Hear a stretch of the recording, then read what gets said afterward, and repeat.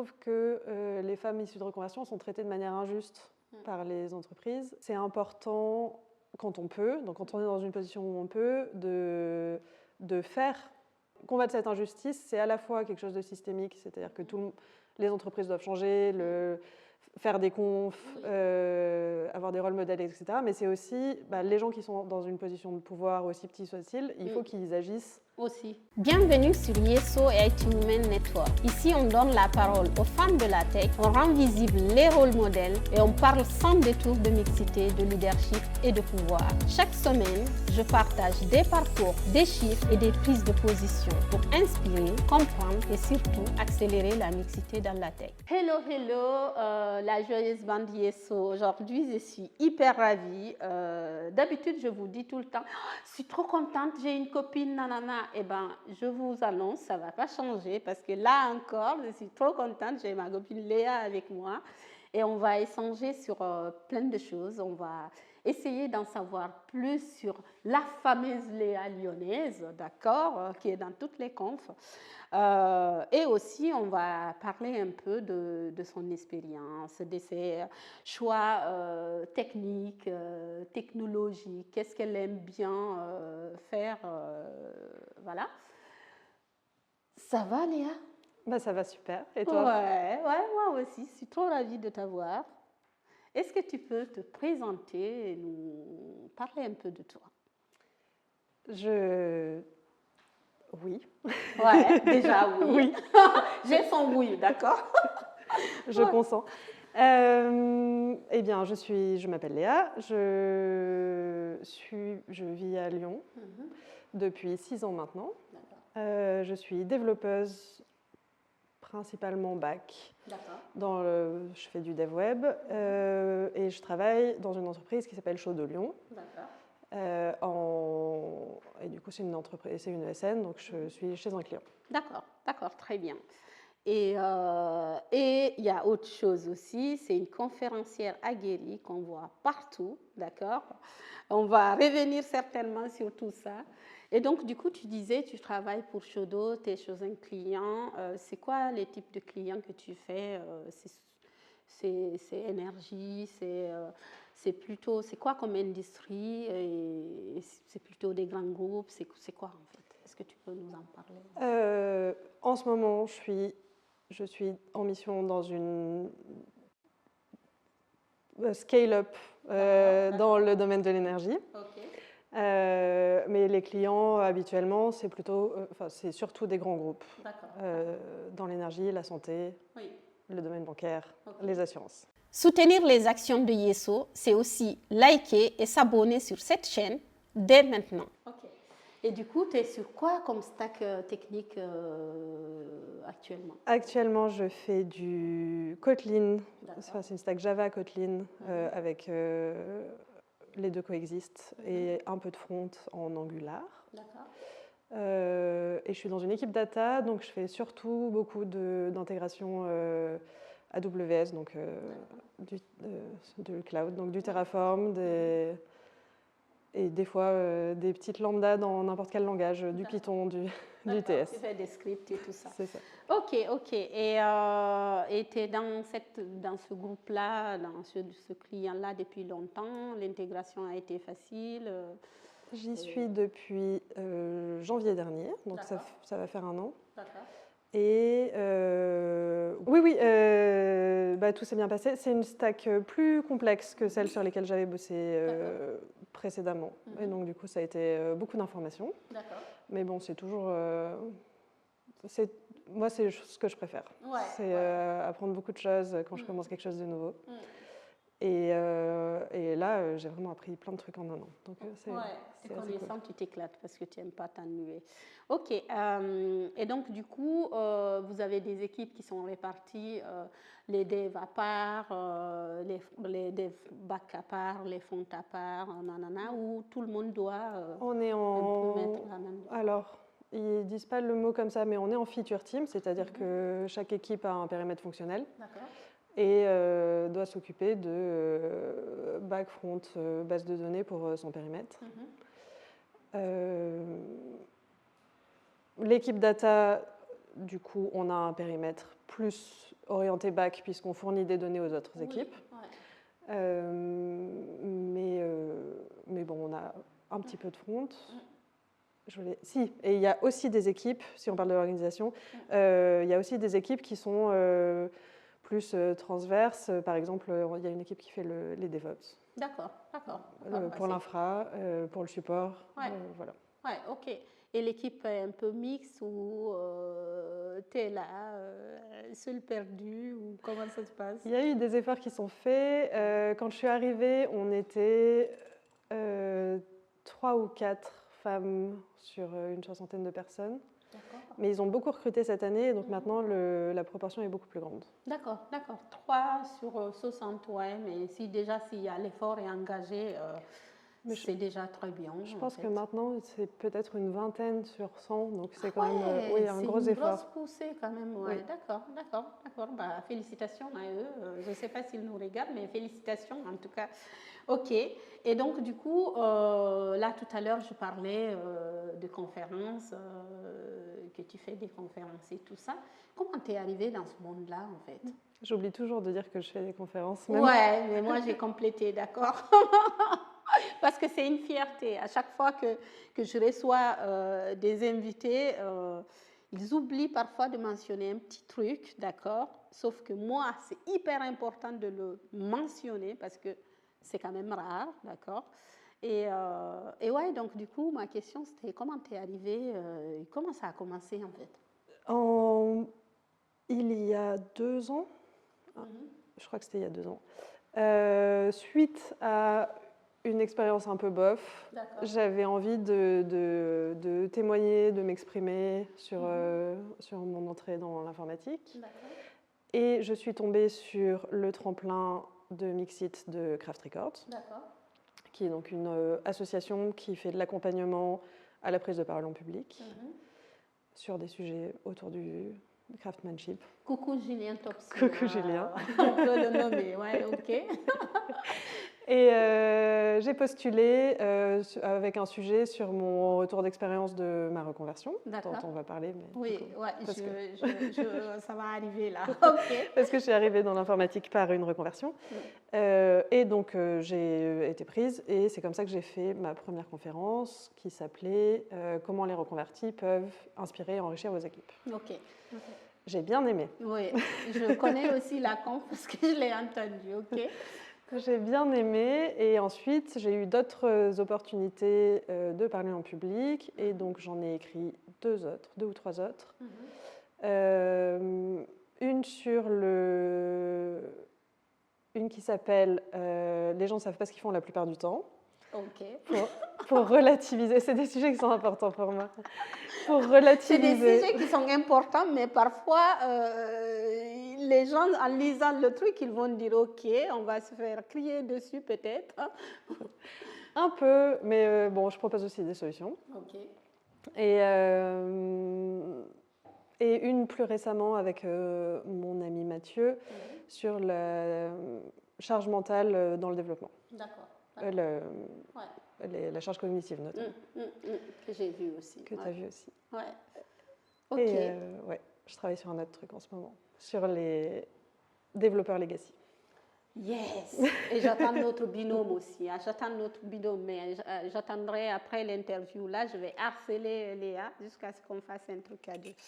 Revenons sur ton parcours. En fait, tout à l'heure, tu as déjà commencé à aborder le sujet, que tu es issu de...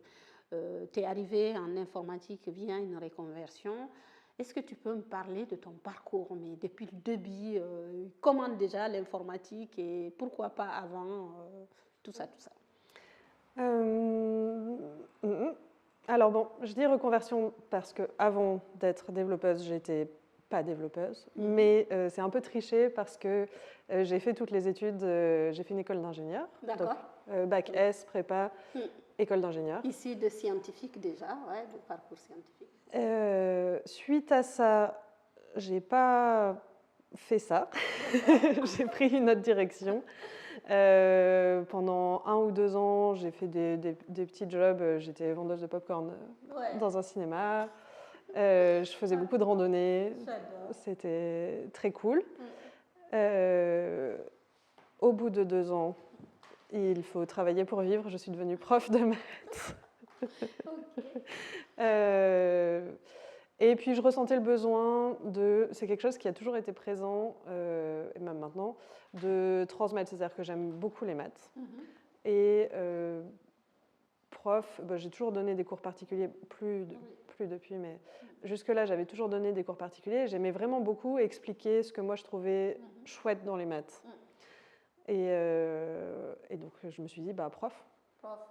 Okay. C'est là où j'aurai le plus d'impact sur le plus de gens. Voilà. J'ai fait ça 3 ans. Et c'est comment déjà pour arriver prof? Tu as fait un concours? Tu as fait quoi en fait? Non, je suis devenue contractuelle. D'accord. Il manque de monde. Donc contractuelle, quand on a un bac plus 5 scientifique, c'est assez facile. D'accord. Déjà, il manque de monde et en plus, tu as bac plus 5. C'est ça. Voilà. Donc, globalement, il suffit d'envoyer un CV. J'ai rencontré une personne, une demi-heure, je pense. Ouais, d'accord. Et j'étais en cours. C'était rapide. Ah oui. Ah ouais. On n'est pas sur 5 entretiens, des tests à la maison. Tu sais que tu as un plan B le jour que l'informatique s'effondre, d'accord? Oui. Si jamais ça s'effondre, tu as un plan B. Oui. Parce que j'ai eu Virginie Mativet en interview, qui est l'experte actuellement UA, mais vraiment, quand je te dis experte sur Google, quand tu tapes experte en France, elle est sur la liste. Elle me disait, mais tu sais, moi j'ai un plan B au cas où je suis prof de poney. Okay. Donc, je sais enseigner le poney. Donc, du coup, si vous me voyez regarder par là, on a des copines, notre copine Angélique assis par là. Donc, du coup, de temps en temps, je cherche sa validation par le regard. Moi, je la vois, c'est vrai. Ouais, voilà. Et donc, du coup, elle me disait, moi, j'ai un plan B. Si jamais ça ne marche pas, je retourne en tant que prof de poney. Donc voilà, toi, tu as un plan B, prof de maths. Et en plus, tu sais que l'entretien, ça va se faire vite. Donc, du coup, tu as rejoint un lycée, un collège. J'arrive, du coup, l'entretien, c'était le vendredi. Le mardi, à 8h du matin, j'étais devant 35e. Donc, en 5e, ils ont 11 ans. Ouais, pour leur expliquer les triangles. Ok. Et d'accord. Heureusement, tu avais une expérience de prof privé, enfin, particulier à côté. Ouais. Alors, c'est marrant parce que ce que j'avais prévu de leur faire comme cours ce jour-là, la fois d'avant où j'avais eu des cours de maths, c'était en prépa, donc c'était théorème, lemme, exemple. Pour moi, et on enchaîne. Quoi. Ouais. Et donc j'avais prévu un cours et ça m'a pris 1 mois d'arriver au bout de ce que j'avais prévu pour la première heure. Eh ben, dis donc. Comment tu expliques ça? C'est parce qu'ils n'avaient pas le niveau ou parce que toi, tu étais très ambitieuse en fait? J'avais pas du tout la mesure de ce que c'est que de faire de la pédagogie devant 30 enfants de 11 ans. Je pensais qu'ils allaient s'asseoir en silence, m'écouter déblatérer mes théorèmes, prendre des notes et voilà. Et fini. Et on revient, on fait un contrôle, pas du tout. Quoi. Ok, tu avais oublié la gestion humaine derrière. Ok. Donc j'ai eu de la 6e à la première dans 3 ans. J'ai fini par arrêter parce que je ne trouvais pas que c'était beaucoup de pédagogie, enfin que la proportion de pédagogie versus éducation au sens gérer le groupe, leur apprendre le vivre ensemble et tout ça, n'était pas un ratio qui me convenait à moi. D'accord. Toi, tu étais venue dans ce métier de prof pour le côté enseignement, pédagogie et tout ça. Et du coup, la partie gestion d'un groupe d'adolescents me plaisait pas assez pour le faire des années. Ouais. Et voilà. Et suite à ça, du coup, j'ai déménagé à Lyon. C'est là que je suis arrivée. Et je savais qu'il existait des bootcamps de reconversion dans l'informatique. Et je savais aussi que j'aimais bien le développement puisque j'en avais fait à l'école. Ouais. De l'algo, un peu de base de données, ce genre de... Et puis, tu as un parcours d'ingénieur, c'était un peu de la triche aussi, puisque tu arrivais dans un domaine qui te parlait un peu. Ouais. Okay. Et du coup, j'ai fait un POEI, c'est ça, avec Pôle emploi. À l'époque, ça s'appelait Pôle emploi. D'accord. Okay. C'est France Travail maintenant. C'est France Travail maintenant. Je ne sais même pas si ça existe encore les POI, mais le modèle, donc c'était en 2020, début 2020. D'accord. Donc pendant le Covid, tu as fait juste avant, j'ai commencé. Ok. Et j'ai fini pendant. Et donc j'ai dû trouver mon premier job en mai 2020. Donc, ok. Voilà, franchement, pendant l'année de galère, quoi. Ok. C'est ça. Après, je ne sais pas si c'était plus ou moins dur que maintenant, du coup. Mais donc, les POI, à l'époque, c'était des entreprises qui étaient financées par Pôle emploi pour former des gens à certains métiers contre promesse d'embauche en CDI. D'accord. C'est une bonne méthode quand même, parce que du coup, tu entames ton programme de reconversion en ayant déjà l'entreprise. Oui. D'accord. Okay. En ayant déjà l'entreprise. Et bon, alors après, il y avait des dérives comme dans tout, mais en fait, du coup, là où je l'ai fait, ils avaient une entreprise, une ESN adossée à un centre de formation. Et ils formaient tout le monde dans le centre de formation et ensuite ils embauchaient dans leur ESN pour placer les gens chez les clients. Okay. Contre pas des très bons salaires. Ouais. Mais au moins ils étaient impliqués dans le fait de trouver un client et ça c'est bien. Ça c'est bien. Et puis de toute façon, que ça soit reconversion ou pas, le débit de... Quand tu arrives, tu sors de l'école, tu arrives dans le monde du travail, tu es très mal payé. Ouais. En tout cas, moi, c'était mon cas. Mais bon, en même temps, à cette époque-là, je ne savais pas bien négocier non plus. Du coup, j'ai fait mon bootcamp. Ça a duré 3 mois. C'était Java. Donc, okay. Du coup, je fais du Java depuis. Ouais, okay. Et, mais l'aspect embauche, ça, c'est tombé à l'eau à cause du Covid. Et donc, j'ai dû trouver mon premier job. Ouais, en dehors. Okay. Finalement, c'était plutôt une bonne nouvelle, puisque ce que j'ai trouvé, c'était mieux que ce qu'on me proposait. D'accord. Et voilà, et donc j'ai commencé, j'ai eu mon premier job à... Je ne sais pas si je peux dire les noms d'entreprise. Oui. J'ai eu mon premier job à Ypon, à Lyon. En plus, ouais, top. En septembre 2020. Tu as rejoint une équipe, du coup, des équipes top, quoi, parce que chez Ypon, c'est... Ouais, ok. C'est ça. Et après, bon, j'ai beaucoup changé. D'accord. Ok. Donc, tu as une reconversion donc, de prof de maths. Tu arrives dans ce milieu-là et tu as toujours fait Java. C'est un choix ou c'est parce que déjà la reconversion, on vous a formé sur ça et maintenant, pourquoi tu es toujours sur cette stack-là? C'est parce que tu as une relation particulière avec Java ou c'est... Non, je dis toujours que je suis arrivée...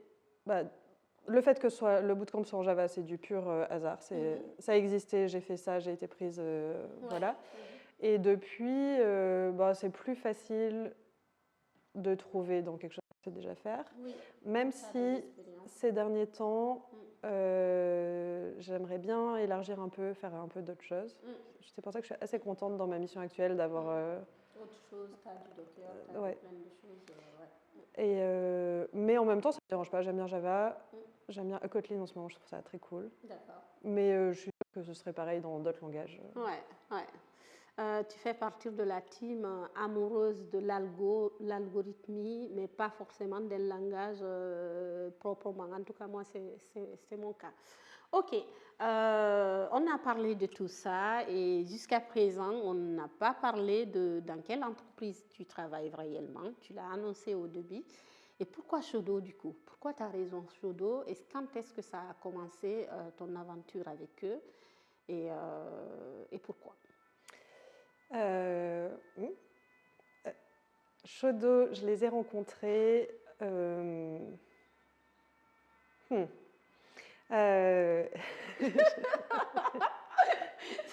C'est compliqué parce qu'en plus, je connais ces chefs là-bas. Tout le monde est bande de copains à Lyon. Donc, vas-y, je t'écoute, après je vais te dénoncer. Non, j'avais rencontré Yann, donc, qui est un des 2 fondateurs de Shodo Lyon, quand je cherchais du boulot à peu près au moment où j'ai commencé à Ypon. D'accord. Juste avant. Voilà, on s'était croisés, j'avais trouvé très sympa et ça s'était pas fait. Enfin, on n'avait pas vraiment parlé de travail parce qu'en fait, je l'ai rencontré pour ça, mais entre-temps, à Ypon, ça a marché, donc du coup, je ne cherchais plus. Et voilà.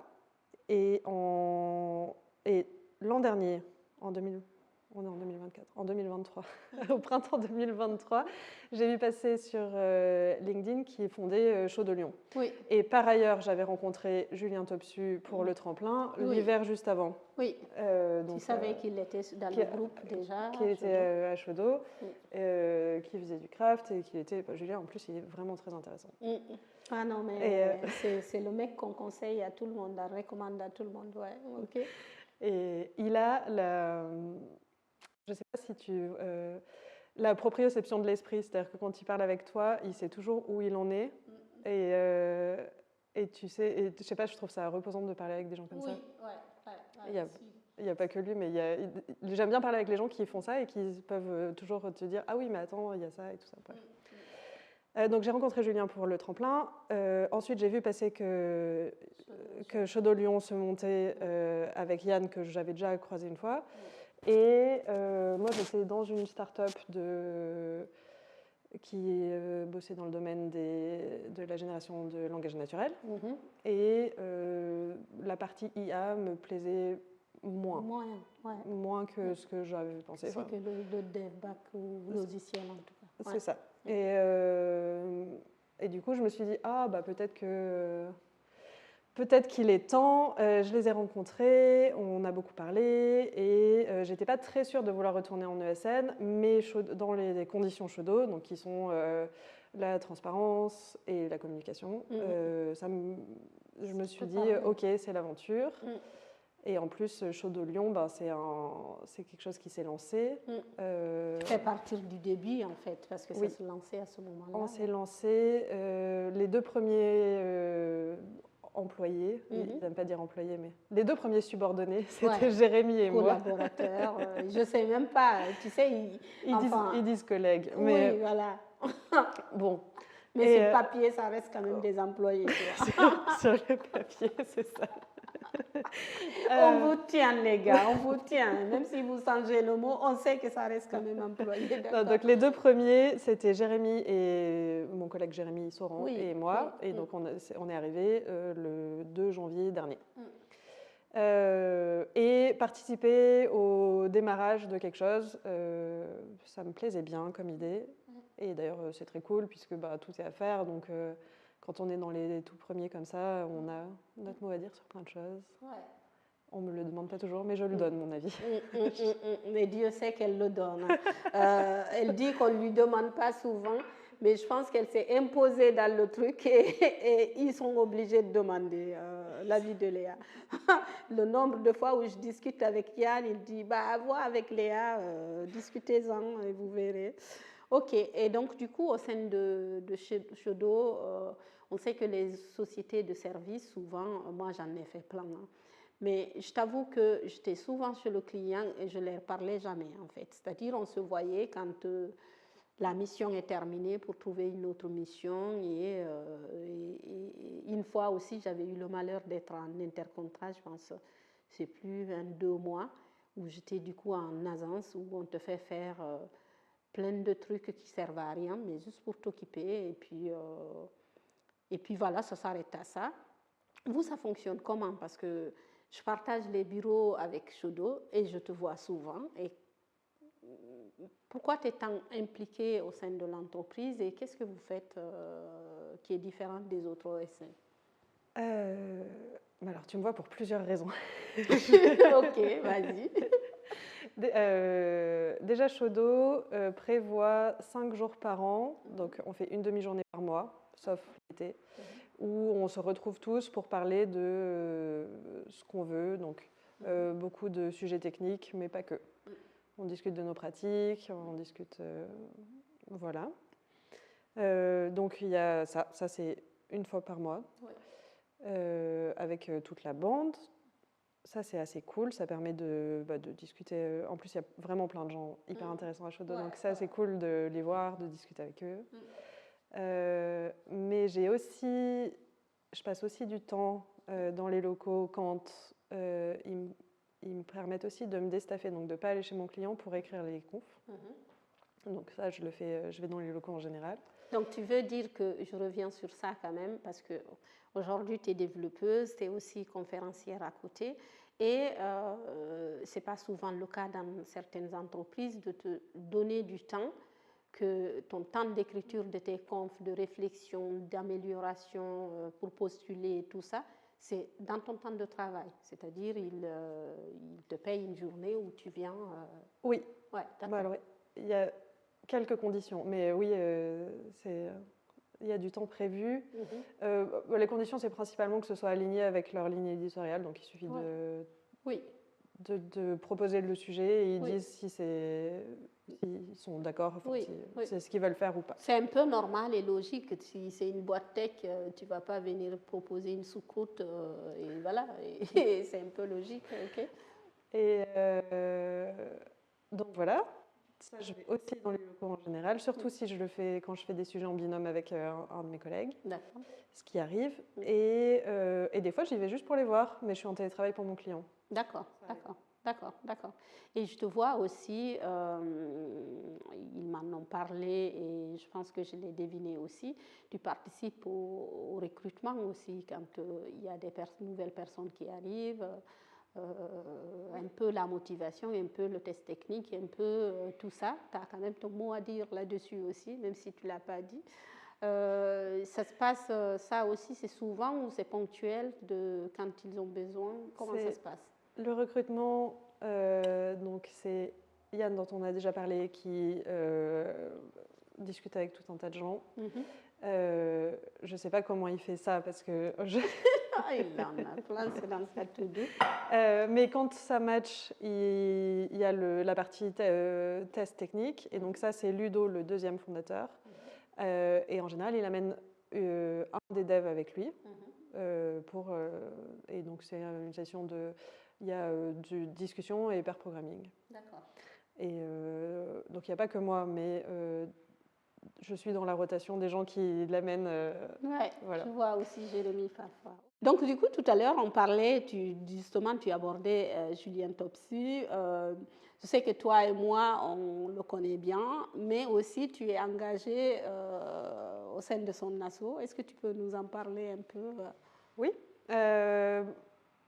Alors, engagée.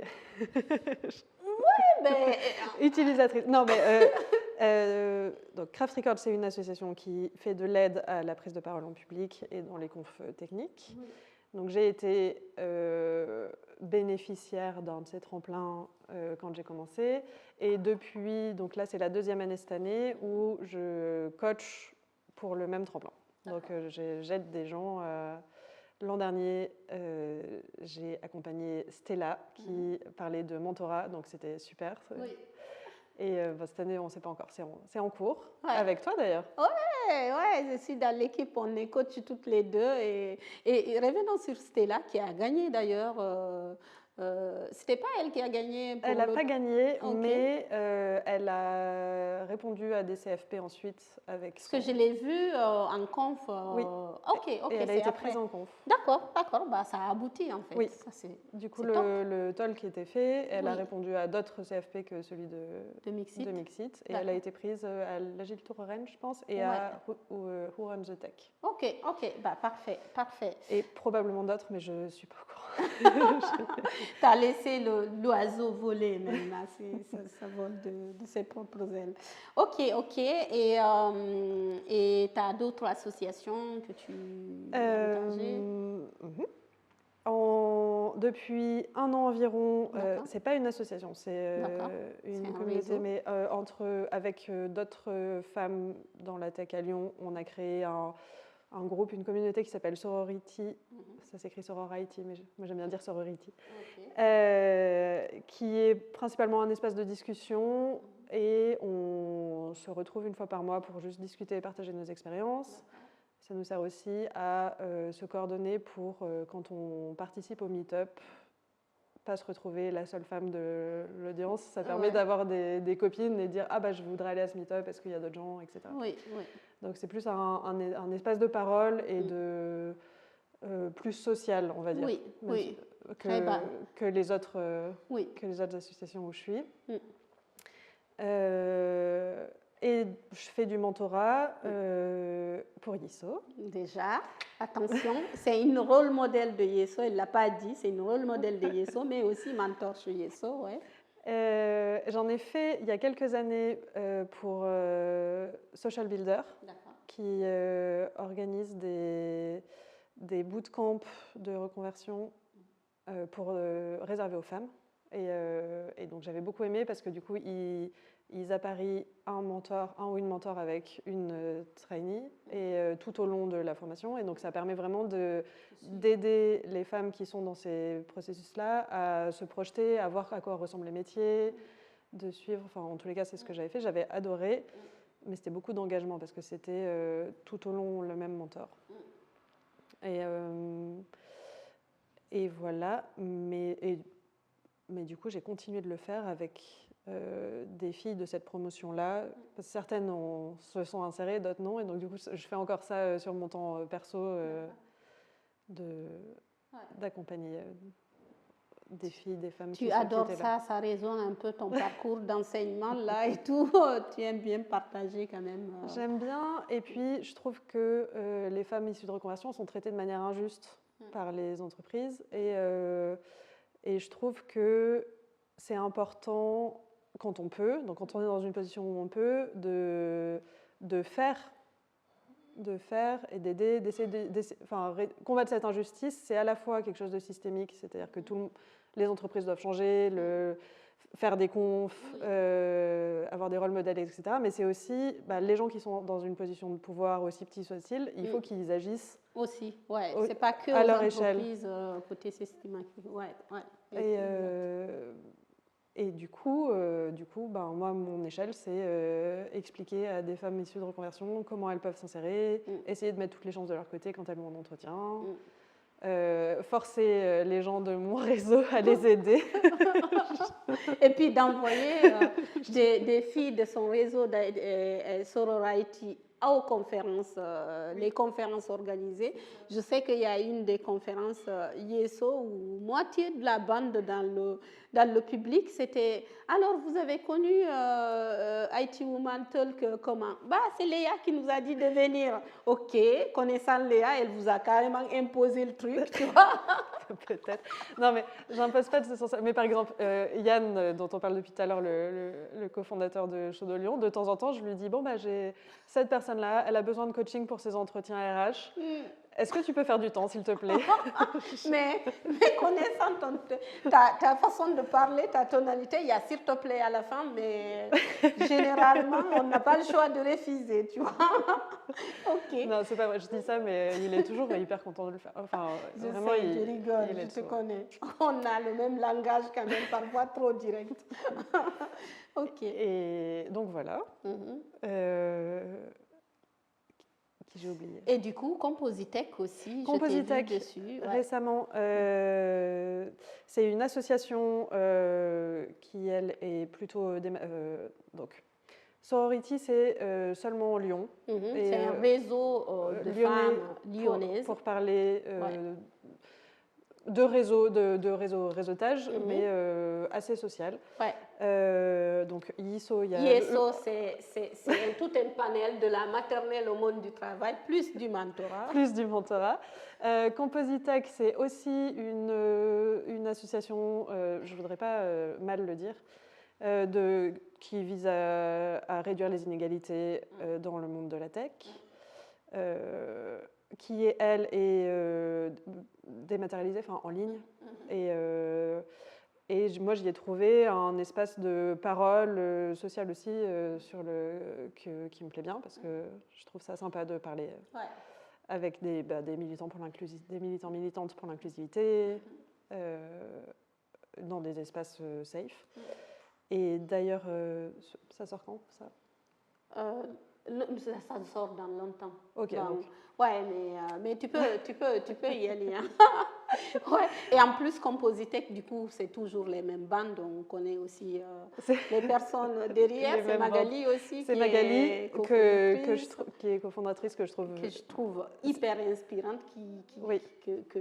que j'ai pas mis dans mes sources d'inspiration pour le formulaire. Tu le feras pour le magazine, je le ferai, d'accord, voilà. T'inquiète.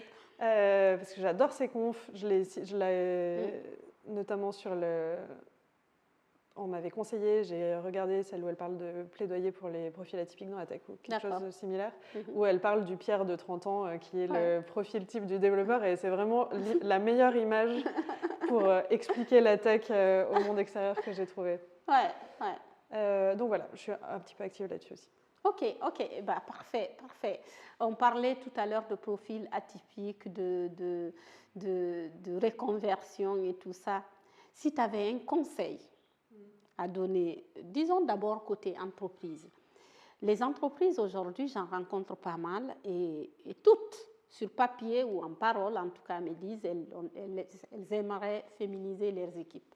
Aujourd'hui, on peut se dire que ce n'est pas seulement la faute des entreprises de ne pas avoir des femmes, il n'y a pas assez de talent féminin sur le marché.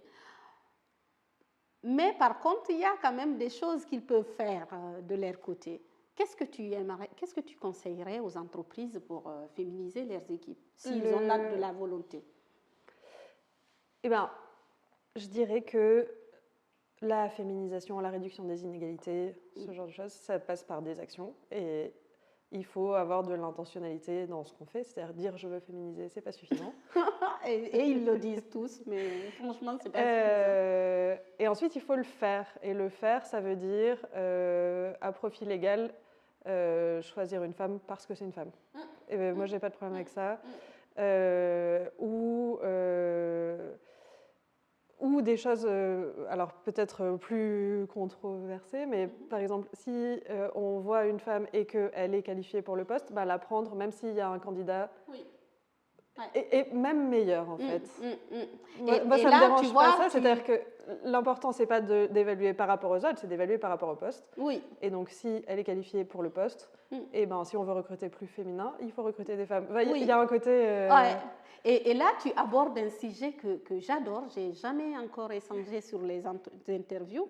Et ça, il y a un débat là-dessus. C'est est-ce que tu es pour ou contre la discrimination positive? Mais franchement, je ne vois pas pourquoi il y aurait des hontes. Je te laisse déjà. En un mot pour, mais il y a en plus de mots. En fait, on fait déjà de la discrimination positive pour les hommes tout le temps. C'est-à-dire que, comme mentalement on pense à un Pierre de 30 ans quand on veut recruter dans la tech, du coup, ils vont nous paraître plus compétents. Enfin, on a une image inconsciente qui est déjà supérieure. Et donc, du coup, moi, c'est plus de l'affirmation, enfin, du recrutement avec de l'intentionnalité. Si on veut recruter plus de femmes, il faut recruter des femmes. Oui, c'est ça. C'est se dire aussi, c'est exactement ce que tu expliques là.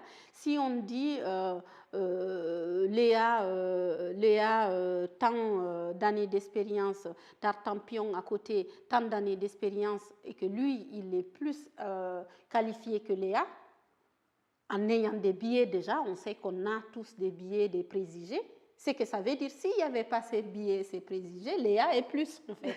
Donc, c'est un peu ça, en fait. Mais, je suis d'accord avec ça, mais en plus, si on cherche un ou une dev avec 3 années d'expérience et qu'on ne prend pas une meuf parce qu'elle a 3 années d'expérience, mais que Tartampion, lui, il a 5 ans d'expérience. Ben, on cherchait avec 3 ans d'expérience, pourquoi on ne peut pas la prendre? Oui, en fait, complètement.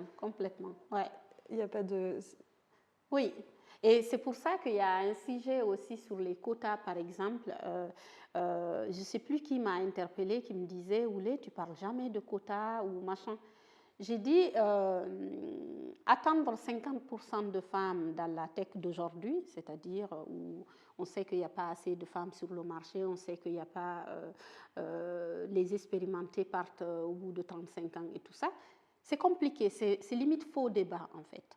Par contre, ça je parle d'une loi par exemple ou de niveau national. Par contre, au niveau entreprise, Je serais pour dans le sens que, en fait, ce n'est pas quota dire 50%, c'est se donner des objectifs. C'est-à-dire que si tu n'as pas de femmes dans ton équipe et que tu as la volonté de recruter des femmes, pourquoi ne pas se dire, bah là aujourd'hui, j'ai 5% de femmes dans mon équipe, je me donne comme objectif que l'année prochaine, j'aurai 10% ou 15%. Et bien, en ayant ces objectifs-là, forcément, il y aura de la discrimination positive au recrutement et ça sera assumé. Mais complètement assumé parce que ça doit aller avec les objectifs que tu t'es donnés. Donc, le quota dans ce sens-là, je trouve qu'il est limite obligatoire, en fait. Tu sais qu'ils existent dans l'autre sens, dans les classes prépa scientifiques. D'accord, vas-y, explique-moi, je ne savais même pas, merci, ok. Je ne veux pas dire de nom parce que je ne me souviens plus laquelle des grandes prépas parisiennes a publié l'an dernier qu'ils avaient des quotas de 120 garçons pour 30 filles, parce que c'est comme ça dans l'internat. Ok. Et du coup... Waouh, c'est vraiment voulu. Ça veut dire que s'ils ont plus que 30 candidates, ils ne prennent pas, ils restent sur 30 quand même. Ouais. Ok. Parce que c'est comme ça dans l'internat. Et c'est une des plus grosses prépas françaises. Je crois qu'ils sont privés, donc ils ont le droit. Mais bon, du coup, ils ont des milliers de dossiers, donc ils peuvent choisir seulement des garçons s'ils veulent. Mais du coup, ça choque personne dans ce sens-là. C'est-à-dire que ça a un peu choqué des gens quand même. Mais... Oui, mais les gens en parlent moins. C'est-à-dire qu'aujourd'hui, si tu assumes que tu es pour la discrimination positive pour les femmes, et bien, tu es un peu lynché, en fait. C'est-à-dire, oui, on ne va pas prendre une femme parce que c'est une femme.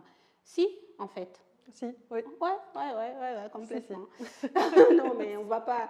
Tu vois, on est d'accord, on ne va pas débattre dessus. Qu'est-ce que je voulais qu'on aborde? Donc, du coup, pour toi, le conseil pour une entreprise, c'est se fixer aussi des objectifs et se dire, si on veut le faire, vraiment, si on veut des femmes, bah, aller les chercher, en fait, tout simplement.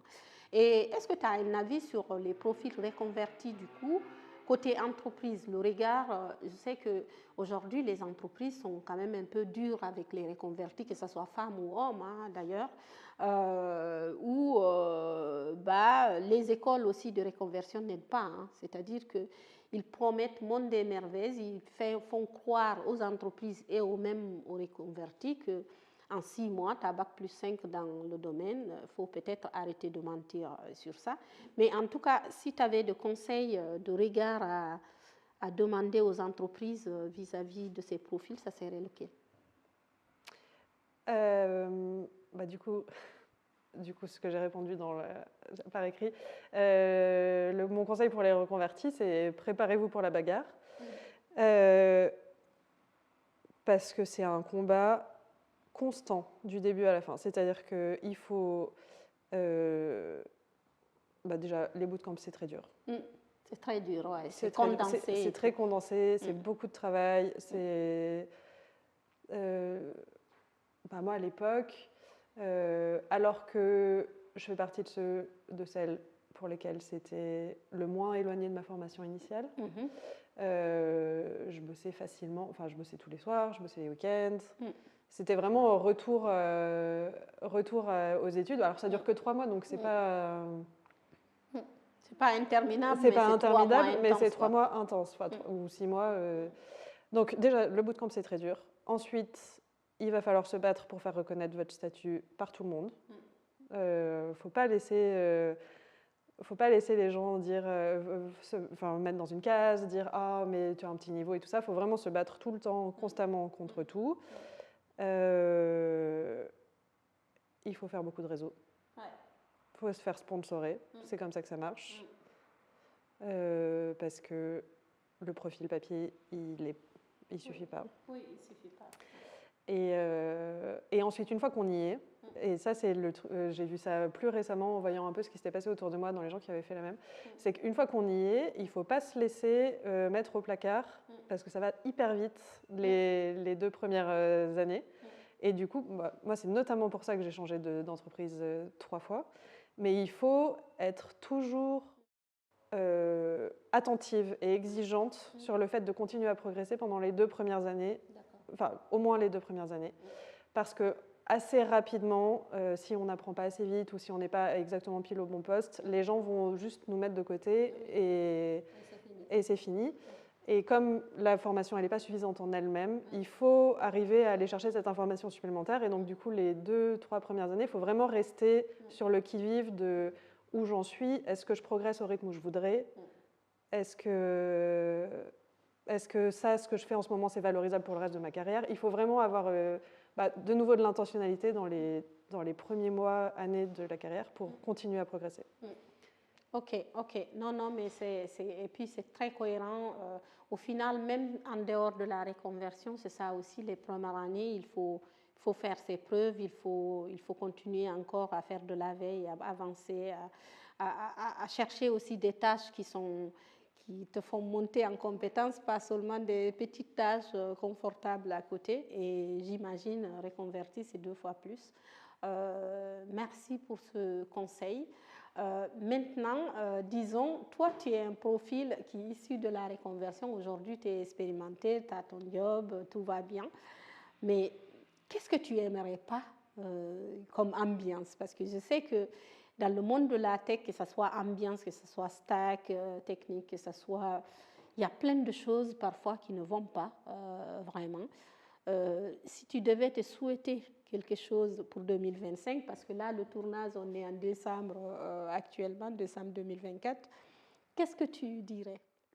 Ce qui me pose, enfin, pas ce qui me pose problème, mais ce que j'ai trouvé parfois et parfois pas dans la tech, c'est du vrai travail d'équipe. C'est-à-dire qu'il y a certains endroits où les devs ils sont vraiment livrés à eux-mêmes, un peu tout seuls, etc. Et il y a d'autres endroits où vraiment c'est très interconnecté, que ce soit à distance ou en présentiel, et où vraiment c'est de la collaboration, de la prise de décision. L'équipe marche bien, quoi. Voilà. Ouais. Et moi, c'est quelque chose qui est important pour moi. Je trouve que c'est vraiment beaucoup plus sympa de travailler en équipe que 5 côte à côte, quoi. Et très souvent, d'ailleurs, dans toutes les fiches de poste en tech, ils disent travail en équipe, agilité, c'est hyper important, notre connexion, notre machin. Ça Mais dépend. sur le terrain, c'est franchement parfois pas le cas. Ouais, parfois oui, parfois non. Ok. Et non, s'il y avait autre chose? Ouais. Non, bah après, en fait, je trouve que tout découle de ça. D'accord. C'est-à-dire que dans des endroits où la collaboration au niveau de l'équipe fonctionne pas très bien, ça se ressent aussi sur d'autres...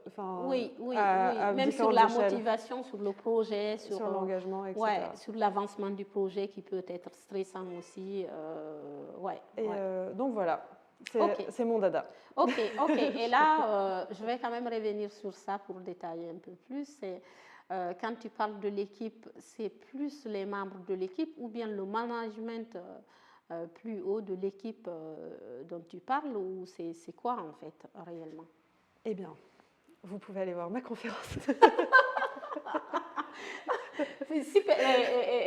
Comment on dit quand tu te fais la promo, toi? L'autopromo de Léa. Allez voir sa conférence où elle dégomme tout le monde.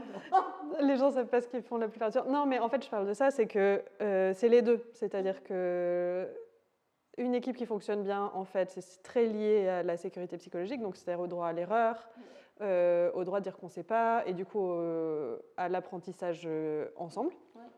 Et ça, c'est quelque chose qui est à la fois descendant, c'est-à-dire que le management peut faire descendre ces pratiques-là, mais c'est aussi, du coup, ça se retrouve dans chaque équipe. C'est-à-dire que pour rompre la chaîne, n'importe quel maillon peut le faire et décider d'instaurer ce genre de pratique dans son équipe. Et voilà. Ah ouais, ok. Ouais, je voulais plus de détails, mais je l'ai là, c'est complet. On parle, il y a un truc sur lequel on va finir. Toi et moi, on avait eu une discussion de machine de café où on parlait de syndrome d'imposteur. Et en fait, ça m'avait fait drôle parce que j'étais venue, on parlait, je ne sais plus de quel sujet, je te disais, ouais, le syndrome d'imposteur. Et tu m'as tout de suite bloqué comme ça en mode non, le syndrome de l'imposteur n'existe pas. Alors, c'est quoi ce débat en fait? Pourquoi tu n'y crois pas et pourquoi tout ça en fait? Pourquoi tu penses qu'il n'existe pas? C'est marrant parce qu'on en parlait ce matin au Shodaï aussi. C'est vraiment, je suis en train d'écrire un article pour Première Ligne là-dessus, qui est un journal en ligne fondé aussi par Magali Milberg. Ok. Le syndrome de l'imposteur, quand on le dit, le mot syndrome, on a l'impression que c'est quelque chose qui vient de soi, qui est surtout pour les femmes et les minorités, que c'est à l'intérieur et que du coup, j'ai le syndrome de l'imposteur, je dois combattre le syndrome de l'imposteur. Okay. Et en fait, il y a quand même de la recherche sur le sujet. Et c'est pas juste... Parce que ce jour-là, je n'étais pas du tout d'accord, mais bon, après, j'avais compris. C'est pas juste Léa dans son salon qui se dit « Non, mais moi, je pense que ça n'existe pas ». En fait, le syndrome de l'imposteur, c'est souvent le résultat de la manière dont on est perçu. C'est-à-dire, et notamment les femmes, elles sont perçues comme moins compétentes, elles sont perçues comme... émotive, etc. Ouais. Et du coup, en fait, le fait de se sentir moins bonne, c'est une conséquence, c'est logique. C'est-à-dire que si tout le monde te renvoie l'idée que tu es moins bonne, le fait que tu le penses, c'est normal, c'est même assez sain. Oui.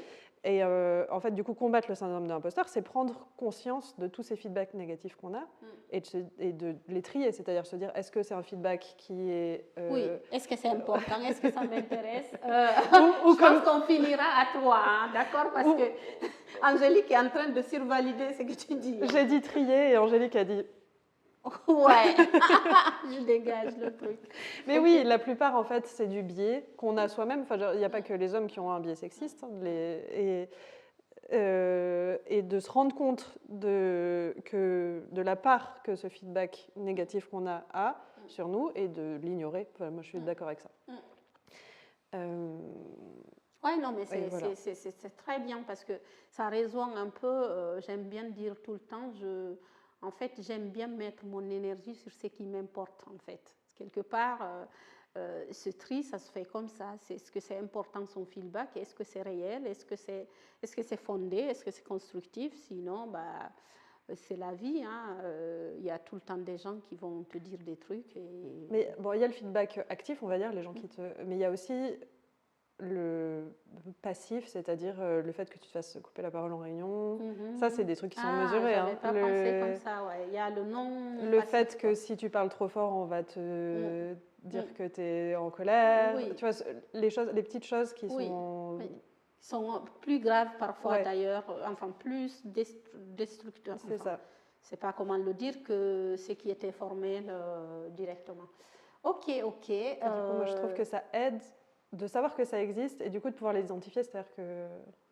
Oui, je suis ravie qu'on revienne sur ça parce que je t'avoue que quand on en avait parlé de ce syndrome ce jour-là, je n'étais pas du tout d'accord avec toi et j'avais fait sortir ma voix, mais si, nanana et tout. Et après, tu m'as envoyé un article et je t'avoue que cet article m'a beaucoup éclairée parce que j'ai compris du coup d'où ça vient tout ça et combien c'est important.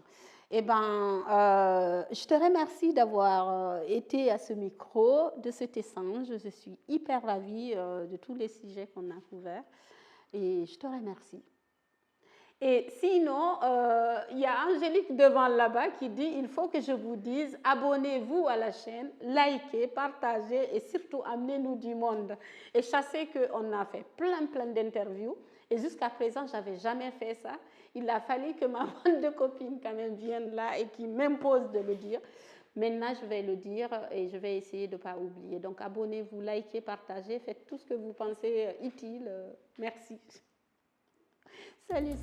Si cet épisode vous a plu, partagez-le, abonnez-vous et surtout, rejoignez l'association Yeso. Toutes les infos en description.